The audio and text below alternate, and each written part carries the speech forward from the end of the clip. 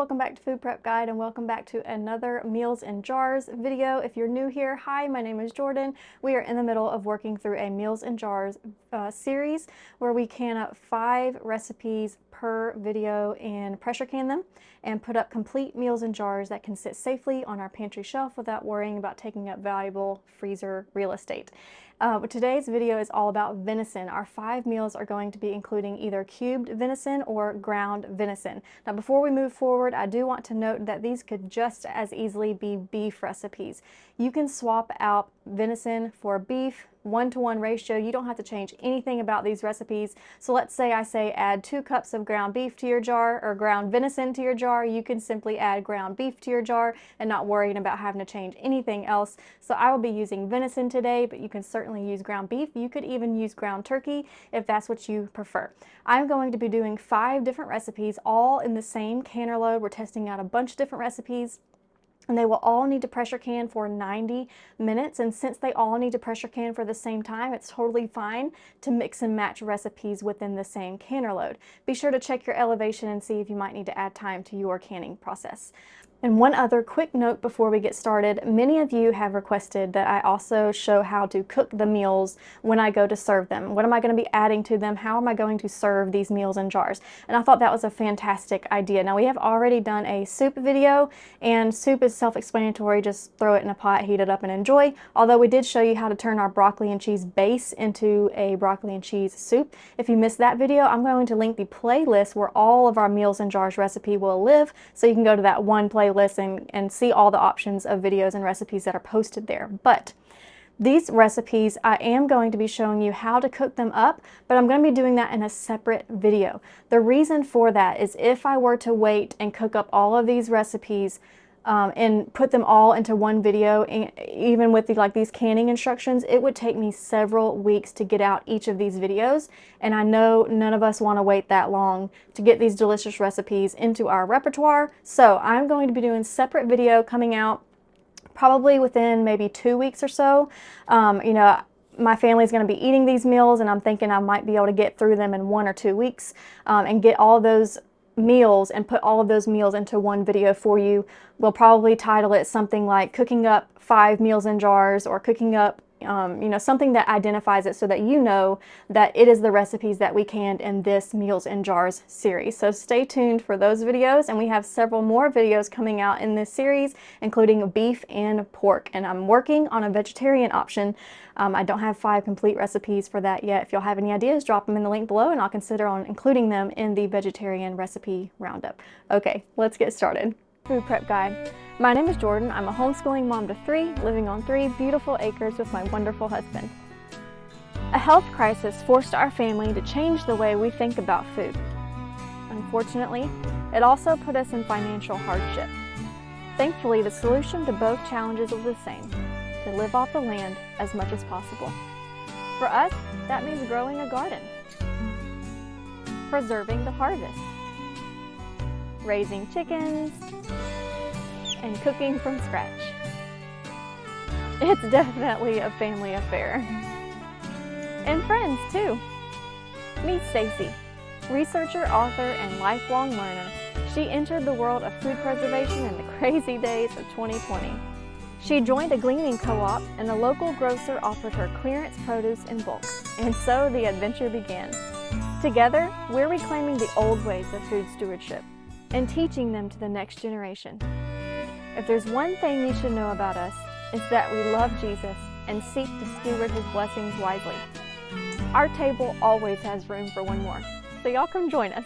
Our first recipe is Chipotle venison. We're going to start with 2 cups of chopped venison. Now I have pressure canned already cubed venison, and when you pressure can it, it shreds extremely easily with a fork. So this might on camera kind of look like ground beef, but it is not. It is cubed ground beef that I just drained out. And if you have never canned cubed, I'm sorry, not ground beef, venison. If you have never canned cubed venison, you will literally touch it with a fork and it just shreds beautifully. It's one of the reasons why I absolutely love to can it.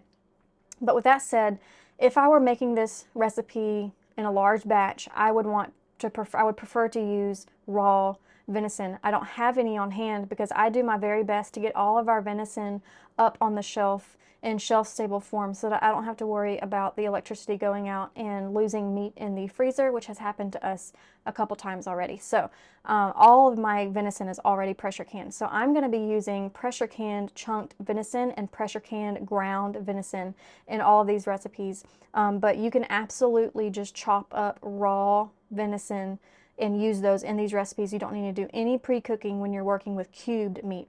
We do need to pre-cook ground meat, but I will get to that when we get to that in a future recipe on this video. So 2 cups, 1 pint of course is 2 cups, so 2 cups of cubed venison, whether it's cooked or raw. And next we're going to do 1 cup of chopped onions.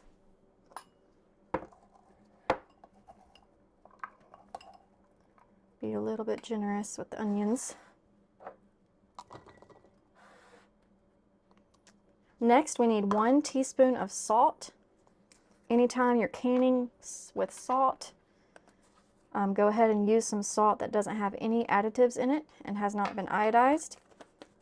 To that, we'll add 1 teaspoon of oregano is what the recipe calls for. We do not stock or really buy just oregano.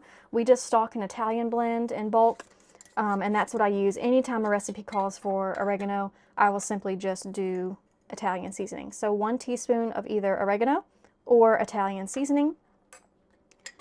Next, we're going to do a heaping tablespoon of garlic powder. And I say heaping because the recipe technically calls for 4 teaspoons, which is going to be just over 1 tablespoon. So I'm just going to do like a heaping tablespoon of garlic powder. You could use fresh minced garlic for that as well if you would prefer. Now the next one is a 1/4 cup of parsley is what I'm going to be using. The recipe calls for cilantro. I don't can with cilantro.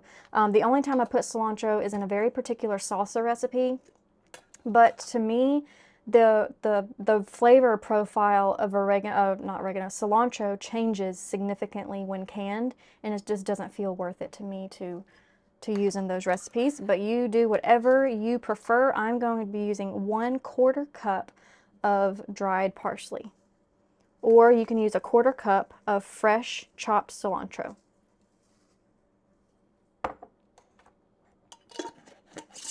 And last but not least, we need 1 chili pepper in adobo sauce, finely chopped. And let me see if I can find that jar for you and show you what I bought. Yes, here it is. So this is what I bought. It's just chipotle pepper and adobo sauce. I found it in the like the Mexican and Asian aisle at my local grocery store. And I just pulled out 1 pepper and chopped it as finely as I could. And y'all, the smell, I have never used these before and I'm kind of kicking myself. I mean, I haven't tasted it, but the smell is just amazing.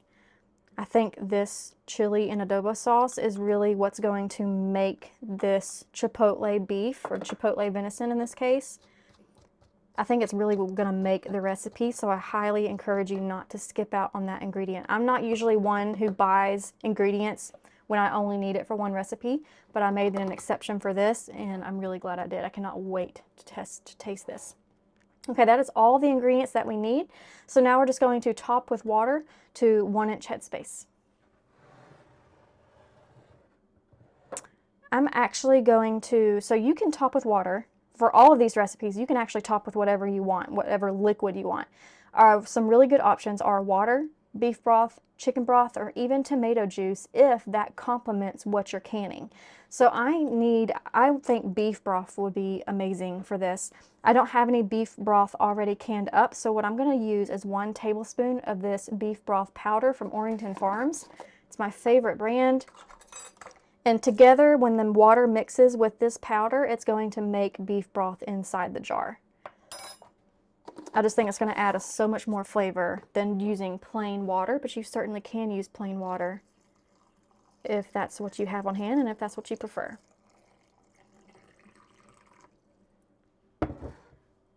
Now let me debubble and see if I need to adjust my headspace. Oh man, that chipotle pepper smells so good. cannot wait to try this. I will probably serve this over rice for my test so that I can really get a feel for how this recipe tastes. But after that, I imagine we would probably use this as like a taco filling. Okay, do I need to adjust my headspace? Nope, we're good. I give myself a little bit extra room than 1-inch headspace whenever I'm canning with meat. It just seems like I have a better seal rate when I do that. And just off camera, I have my lids heating up in a little pot of water. Not boiling, not even simmering, just some really warm water. And then ring on to fingertip tight. So point of resistance, and I'm going to do just a slight quarter turn more, and that's what I do when I'm putting my rings on to fingertip tight, in case anyone's just brand new to canning. And into the canner they go. I already have about 3 inches of water in the bottom of my canner, but be sure to follow your canner's manual for how much water you need to put into your pressure canner. Next recipe is just a taco venison. This is something that I would literally just heat up and toss into a taco or inside a quesadilla or something like that. So we're going to start out with 1/2 cup of onion. I'm going to use my 1 cup measuring cup, just fill it halfway. Don't want to dirty up another cup if I don't have to. And then 1 cup of peppers. I have some chopped green and red peppers here, just a mixture of different colors. You can use whatever kind of peppers you want. I've even used pickled peppers in this recipe, and it's actually really good. That kind of tang that the vinegar adds to it really goes well with like a Mexican type dish. 1 cup of peppers. And then we are just going to top up the whole rest of our jar with our venison up to about 1 1/4 inch headspace, and then we'll season it with some taco seasoning. I'm going to estimate this is going to take about 2.5 to 3 cups of cubed venison. I'm going to use my debubble tool to kind of pack it down as I go. And remember, you can absolutely use cubed beef for this.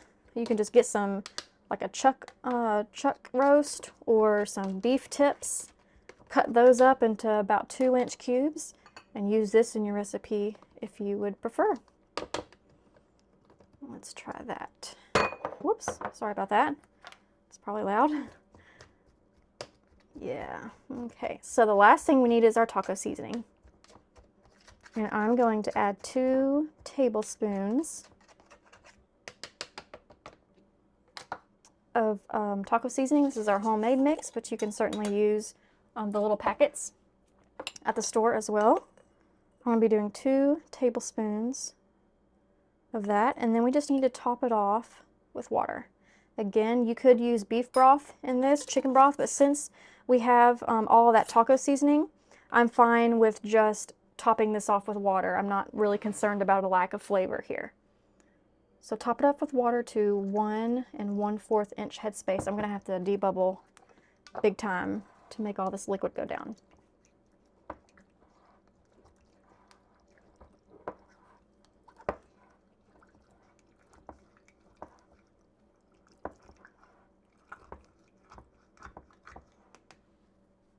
I'm just going to keep on doing that until our headspace is correct.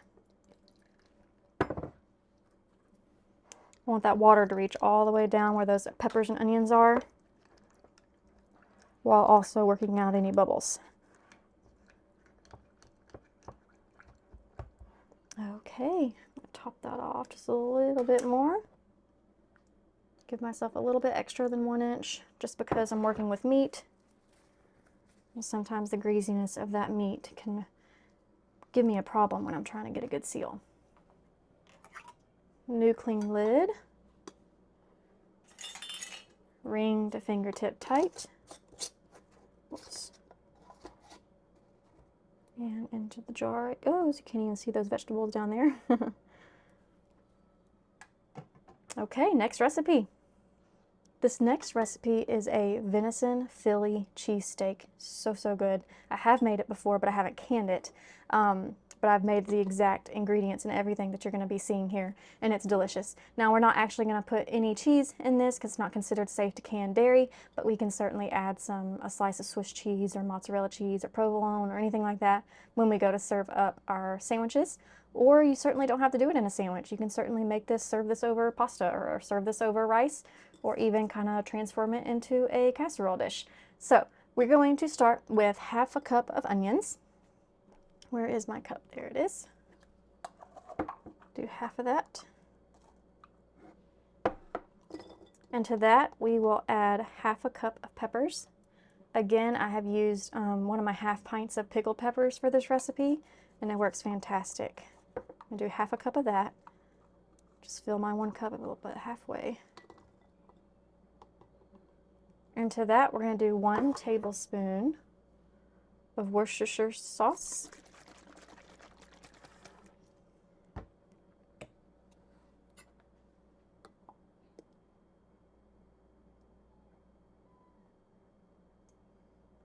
Not wanting to come out. There we go. Okay, 1 tablespoon of that. Next is 1 teaspoon of salt.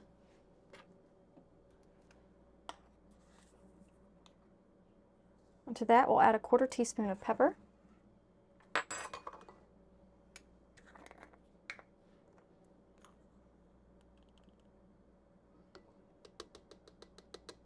Next, we're going to fill it up with our cubed venison.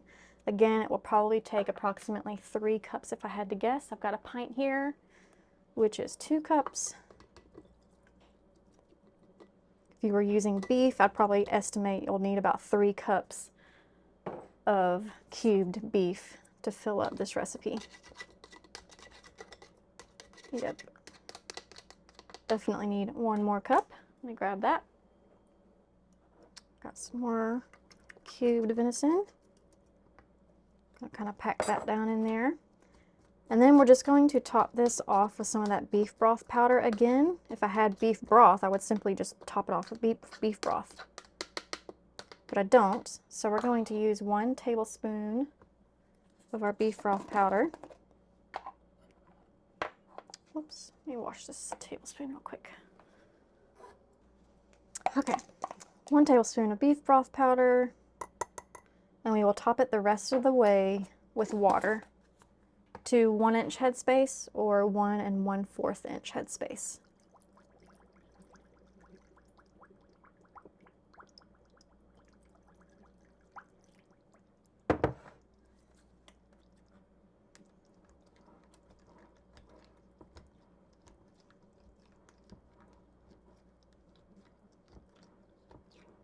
When I go to make this, I will likely drain off the liquid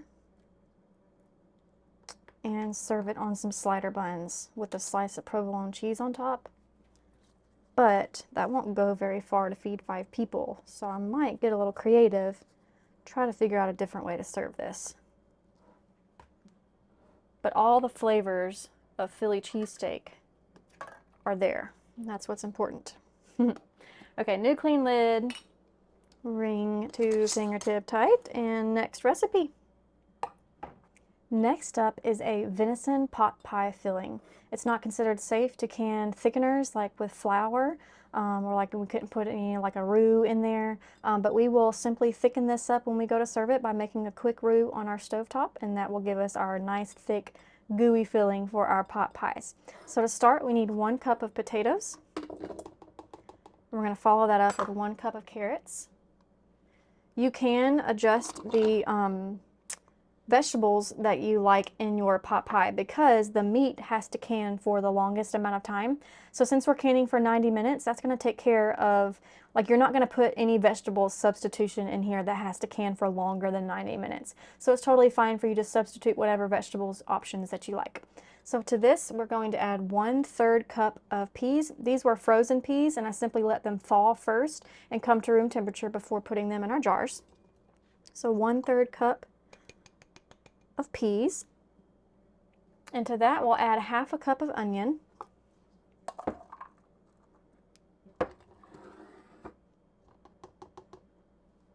And then we will add in 2 cups approximately. I only have about 1.5 cups here. So I'm just going to do that 1.5 cups. But you can certainly just do the full 2 cups if that's what you have. Tamp it down a little bit. And now for our seasonings. We're going to start out with a 1/4 teaspoon of thyme. I only have ground thyme. You can certainly use just fresh whole thyme, or excuse me, dried thyme, not fresh, dried thyme. And if you did, I would up that up to 1/2 teaspoon, because powdered spices, just in case you don't know, are more intensely flavored than your whole spices. So I'm only doing a 1/4 teaspoon of the ground thyme in that. Next, we're going to add a 1 teaspoon of garlic powder.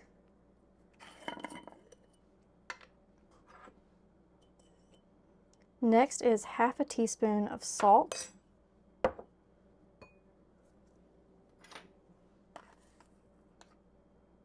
Next is a 1/4 teaspoon of pepper. And then if you have beef broth, just top it off with beef broth. If not, go ahead and add 2 tablespoons of beef bouillon or beef broth powder like this. Where's my tablespoon? There it is. 2 tablespoons of that powder. So we want this to have a nice kind of beefy flavor to it. Pretty much anytime I'm cooking with venison, I'm essentially trying to make it taste like beef. That's just my family, that's just how we are. But that beef broth powder or beef bouillon really helps with that. I'm going to top it off with water to 1 inch headspace. Maybe just slightly more headspace, just since we're working with meat. It debubble really nice. We're good on headspace. So I'm going to clean my rims. New clean lid. Ring to fingertip tight. And on to the next recipe. Last but not least is a sloppy joe filling using venison instead of beef. Now all of the other recipes in this video so far has used chopped or cubed venison. This is the only recipe that's going to be using ground venison. You can certainly, like I said, use ground beef or ground turkey. When we are cooking with when we are canning with ground meat, it needs to be cooked at least 80% of the way. That's going to ensure that it fully cooks during the canning process without getting overcooked and getting a little bit too tough or rubbery.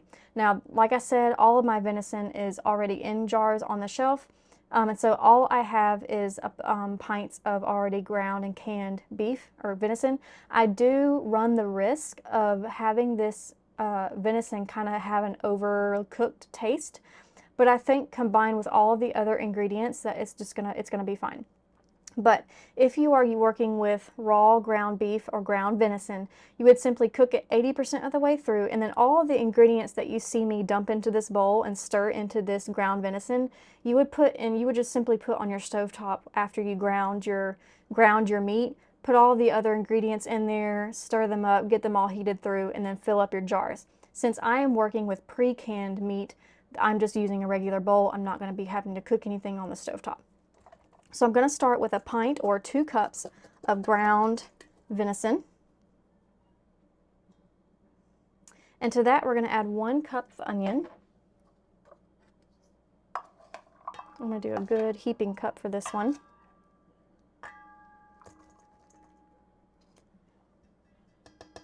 A 1/3 cup of peppers. Don't think I have my 1/3 cup measuring cup out. Nope. Okay, let me grab that real quick. So again, a 1/3 cup of chopped peppers. Nice heaping 1/3 cup for that one too. And then we need 4 ounces of tomato sauce. 4 ounces of tomato sauce. I just whipped this up with my tomato powder and just added water. That's how I do all of my tomato sauce, tomato paste, tomato juice, all of it. I just start with my tomato powder and add water until it's the consistency that I need. So for this 4 ounces of tomato sauce, I started out with a 1/4 cup of tomato powder, and then I started with a 1/4 cup of water and continued adding a little bit more and a little bit more and stirring it around as I was adding it until it got the consistency of tomato sauce. I would estimate it was approximately 1/2 cup of water. But go ahead and start slow and just continue adding more, because you can always add more, but we can't take it back, of course. So Just a quick note on if you wanted to use tomato powder to whip up your tomato sauce. After that, we need 1/2 cup of ketchup. I'm going to fill my cup here halfway real quick. We're also going to need some already prepared mustard for this recipe.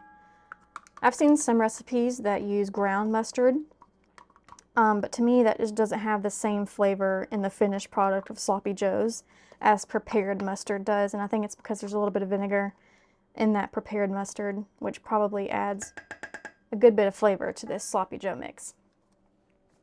Okay, so the mustard, like I was saying,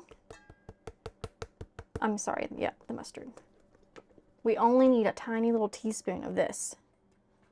Just a little teaspoon of prepared mustard. I'm running out of space to put my stuff. Okay, get out of there. And then it's just a bunch of dry spices.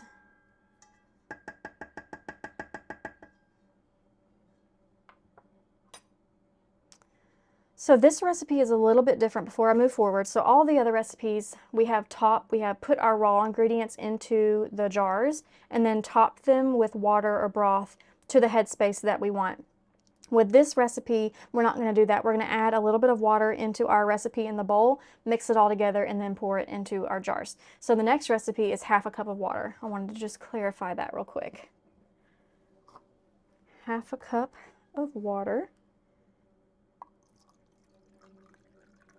And this is a tried and true recipe, so I wouldn't even normally be making this only 1 jar at a time. I would be doing a whole batch of it, and I would be doing it on my stove top and not even doing it this way. But I wanted to bring y'all 5 recipes in one video, which is why I'm doing it this way, in case y'all are wondering why in the world is she doing it like that.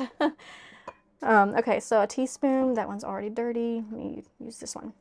This is a 1/2 teaspoon, so I'm going to do 2 of these to get a teaspoon of salt. And a teaspoon of sugar. Whoops, I didn't know I needed sugar. Forgot.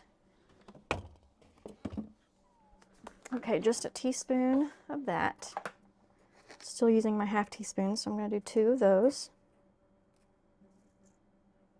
And then a 1/4 teaspoon of pepper.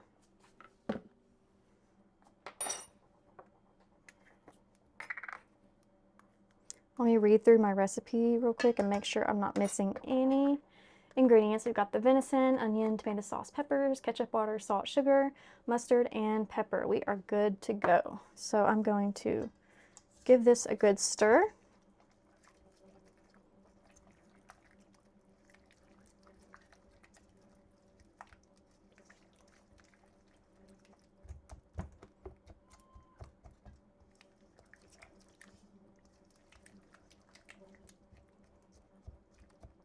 Again, this Sloppy Joe mix, just 1 quart jar is not going to be enough to feed my family like your traditional Sloppy Joes just served on some slider buns.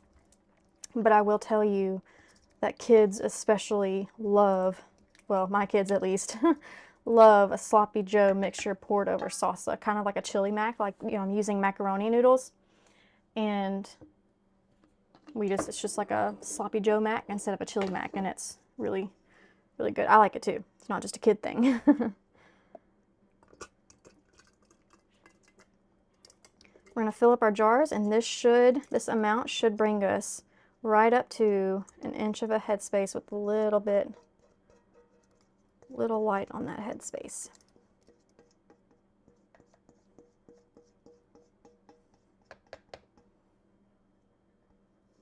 And I'm just going to add a little bit more water to get us to 1 inch headspace. Okay, and debubble.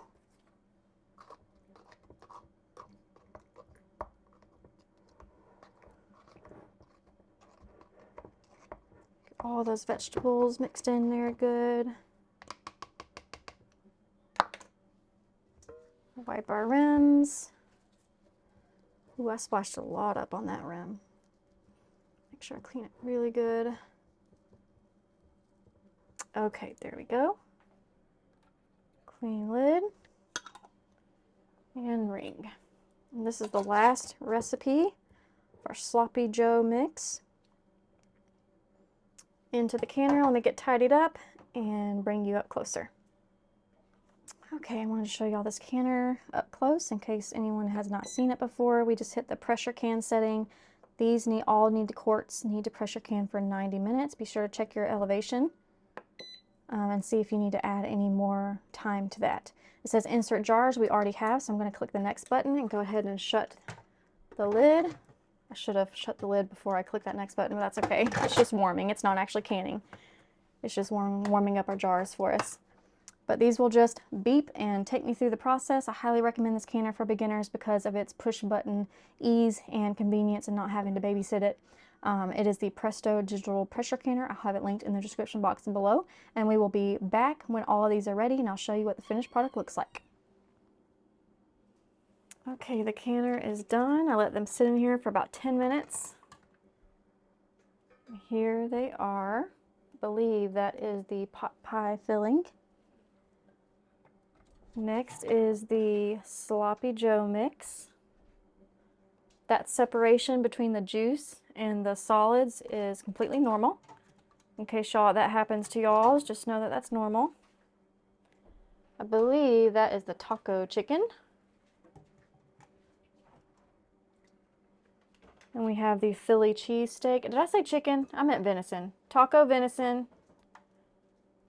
No, not Chipotle. Which one is that? Philly cheesesteak. Philly cheesesteak venison. No, maybe that's the chili piece. I don't know, y'all. I don't even know. But they're there. That's how they look. And remember to stay tuned on the channel and I'll bring you the video of when we cook up all these and I'll show you how to turn them into complete meals to feed multiple people. We'll see y'all next time. Bye.